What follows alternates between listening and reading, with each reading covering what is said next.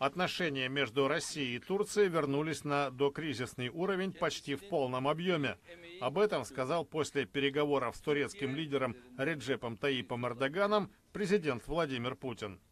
Сейчас можно с уверенностью констатировать, что восстановительный период в российско-турецких связях завершен.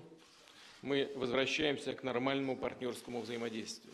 Обострение наступило после того, как в ноябре 2015 года турецкие ВВС сбили российский бомбардировщик, выполнявший боевое задание в Сирии. Тогда Россия ввела санкции против Турции. Теперь она сняла практически все ограничения, кроме виз для турецких граждан и запрета на импорт помидоров.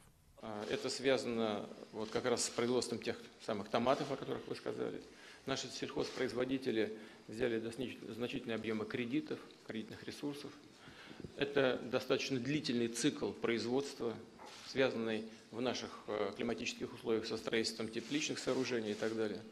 Поэтому по этому виду товаров ограничения пока будут оставаться, так же, как и по безвизовым поездкам. Эрдоган отметил, что томаты из его страны вкусные и дешевые, и выразил надежду, что они скоро вернутся на российский рынок. То же касается текстиля и других товаров легкой промышленности. Президенты обсудили войну в Сирии.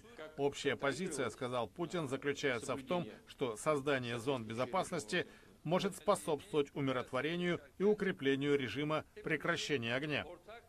По словам Эрдогана, для обеих стран Сирия – кровоточащая глубокая рана.